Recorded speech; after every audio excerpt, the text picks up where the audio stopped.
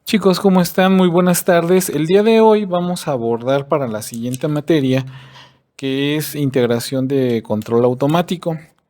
En esta sesión hablaremos de lo que es el control de motores eléctricos y sus tipos. Entonces vamos a empezar a desarrollarla. Para poder hablar de motores eléctricos, pues independientemente de su tamaño o el propósito que éste vaya a tener, pues requiere algún tipo de mecanismo de control. Los motores tienen una gran variedad de tamaños y aplicaciones, ustedes ya lo saben. Desde los motores más simples, aquí pues podemos encontrar en algunos aparatos electrodomésticos como algunas secadoras para el cabello que utilizan las chicas, o algunos exprimidores de cocina, o taladros de engranaje, por mencionar algunos ejemplos. Estos dispositivos pues van a requerir controladores simples a los cuales los vamos a llamar interruptores de encendido y apagado, lo que ustedes han de conocer como interruptores on-off. ¿Sí? Yo creo que eso sí lo recuerdan. También vamos a seguir hablando un poquito más de lo que son los controladores de los motores, pues son mucho más complejos al momento de que los podemos utilizar en máquinas un poquito más grandes o que definen un trabajo un poco más preciso, tales como pues algunas impresoras 3D, algunas máquinas CNC o soldadoras robóticas. También esta parte ya la han de conocer. Al hablar del controlador de un motor sea más simple, pues necesita pues interruptores de encendido y apagados ordinarios, que aquí pues van a darle la función de energía o por medio de una fuente de alimentación. Podemos manejar que aquí este tipo de interruptores o de interruptor puede ya sea ser manual o podemos utilizar un relé conectado a un sensor automático con el fin de proporcionar elementos de lógica. ¿Qué significa eso? Pues que en función de un código que tengamos programado en un PIC, podemos arrancar o detener un motor dependiendo del trabajo que este vaya a fungir. Pues también podemos hablar que en otro tipo de escala, pues puede haber controladores de motores muchísimo más complejos aún, que controlen motores más grandes. ¿Qué puedo mencionar? Que también obviamente la lógica de programación pues va a ser más compleja para el funcionamiento de este tipo de motores. Más adelantito veremos algunos. ¿Sale?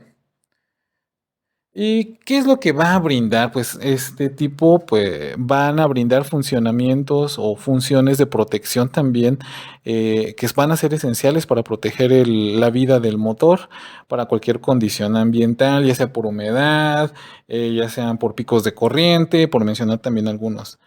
Algunos controladores de motor pues están integrados en un complejo sistema de un circuito cerrado.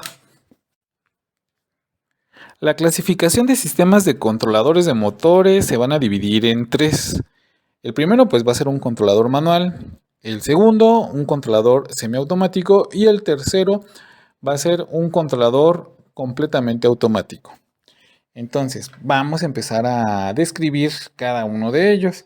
El controlador manual, pues son generalmente dispositivos muy simples que van a conectar el motor directamente a la conexión eléctrica. Recordarán que les mencioné ahorita como el interruptor para un taladro, ¿no? Que es básicamente un switch. Vamos a seguir describiendo esto. Pues un controlador manual puede ser simplemente un interruptor, como les estaba comentando, conectado en serie con un motor. En los controladores manuales, pues aquí los operadores deben ir físicamente al controlador para poderlo operar. La protección contra las sobrecargas o la desconexión por bajos voltajes pueden no estar previstas en un controlador de este tipo. Aquí los controladores manuales suelen ser básicamente los preferidos en situaciones en las que se necesitan un funcionamiento obviamente que sea más rápido y más sencillo debido a que aquí el mantenimiento va a ser casi nulo. Si no, de todos modos, si se llegara a estropear básicamente este tipo de interruptores, pues nada más hay que cambiarlos, ¿sale?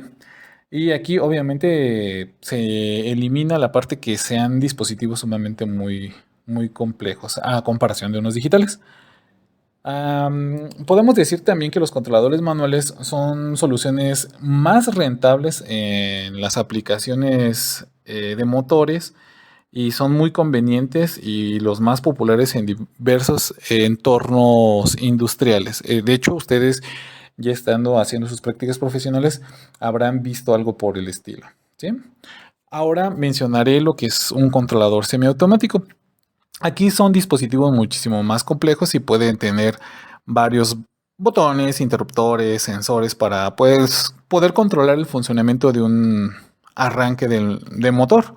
Aquí el arrancador está conectado al motor directamente o en un panel de control ubicado lejos del arranque del propio motor y obviamente del motor. Sin embargo, el operador debe iniciar todas las acciones tales como el arranque y el paro del motor.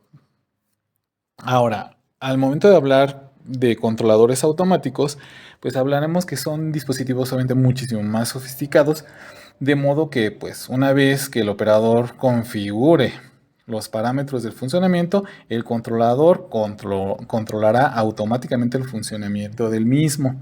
Entonces aquí estamos hablando que ya un controlador automático necesitamos nutrirlo con información de tiempos de trabajo, picos de voltaje, para paros de emergencia, por mencionar algunos, ¿sale? Pues aquí les voy a mencionar como pues un ejemplo, pues será como el sistema de control de un aire acondicionado doméstico. Yo creo que todos han visto un mini split. O ya algunos han trabajado con ellos. Aquí recuerden que el usuario pues va a poder controlar la temperatura, tanto la velocidad también del ventilador y la dirección del flujo de aire. Entonces aquí el controlador pues va a asegurar que la unidad va y debe de mantener la temperatura y el flujo de aire correctos a los que se están programando. ¿Sí? También de la misma manera, pues vamos a hablar de los diferentes tipos de controladores de motor.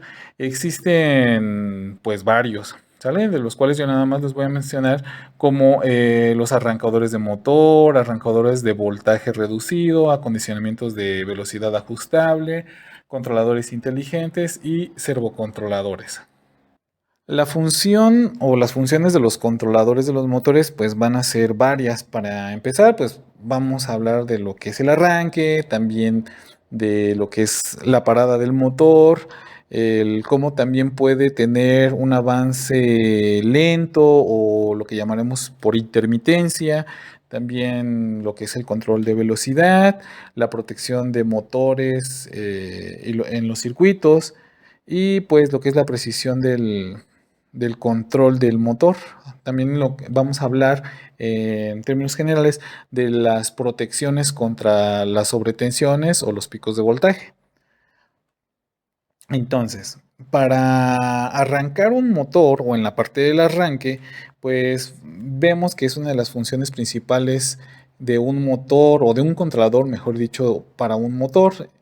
El método más simple es el de comenzar a través de, obviamente, de una línea de alimentación. Esto se hace conectando, obviamente, el motor a una línea eléctrica. Yo creo que todos hemos hecho eso. Aquí en ciertos casos, pues es posible que se requiera que el motor arranque a baja velocidad y luego acelere para lograr la máxima velocidad después de algún tiempo. Ahorita les voy a mencionar un ejemplo. En algún momento fuimos a echar un vistazo del funcionamiento de cómo fungía la red hidráulica en Plaza Las Américas. Entonces, aquí básicamente utilizaban ciertas bombas con ciertas características, pero vamos a hablar un poquito en cuanto al control de los motores de las bombas. Aquí lo que se generaba para los arranques se generaba por medio de algunos picos de frecuencia. Recordarán ustedes que normalmente algunos o en su gran mayoría los motores de corriente alterna van a estar trabajando a 60 Hz. Esto significa que al momento de nosotros poder echar a andar un motor de ese tipo, ya para un motor sumamente muy grande, arriba de unos de 4 a 10 caballos, necesitamos empezar a accionarlo por medio de rampas. Yo creo que sus profesores de motores eléctricos les han de haber explicado esta parte. Entonces, cuando nosotros arrancamos un motor eléctrico de corriente alterna, no lo arrancamos al 100%. Lo que se le denomina es arranque por medio de rampa. Eso significa que yo lo voy a arrancar alrededor del 35 a 45 Hz. Esto significa que el motor va a empezar a trabajar a una baja velocidad. Una vez que empieza a agarrar inercia el motor, puedo incrementar los hertz o la frecuencia, aún así llegar a los 60 hertz, que es con lo que trabaja el motor, pero por aspectos de seguridad y por experiencia los trabajamos al 55% por algunos picos de corriente que puedan llegar a ver y poder proteger al mismo motor.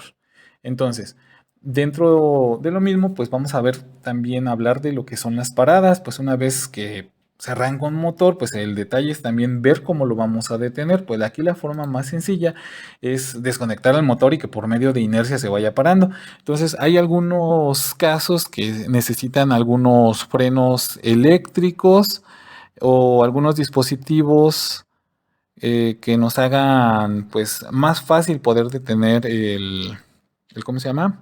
El rotor de estos mismos, ¿sale? Entonces, también para hablar de aspectos de intermitencia, pues vamos a hablar acerca de lo mismo.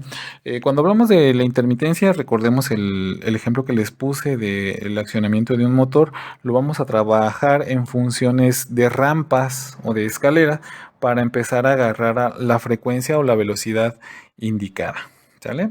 Entonces, para lo que es un control de velocidad, pues aquí es un sistema que requiere una velocidad variable del motor. Entonces, una forma común de utilizar un controlador de frecuencia variable en un motor de corriente alterna también pueden ser utilizados en algunos motores de corriente continua al variar obviamente el voltaje. Aquí, pues, en algunos casos es preferible un embrague de corriente continua. Este tipo de motores ya los han de haber visto también cuando les enseñaron en motores eléctricos cómo funciona un motor de corriente alterna y cómo funciona un motor de corriente continua. ¿Sí? Si no, de todos modos, en algún momento veremos algunas singularidades de ello. Entonces, al hablar de protección para los motores y los circuitos, pues aquí va a estar obviamente en función del sistema de control que se necesite proteger. Ustedes recordarán que a veces por aspectos de proveedores que les dicen, ¿saben qué? Pues el voltaje que necesita este dispositivo, esta tarjeta, no debe de pasar de los 5 volts o de los 10, 20, 15 o 35 volts. Y para poder controlar eso, recuerden que necesitamos algunas fuentes de alimentación que va a reducir el voltaje o el amperaje que nos esté entregando, en este caso suponiendo por ejemplo la comisión, nosotros vamos a necesitar tener esa relación en función de las fuentes.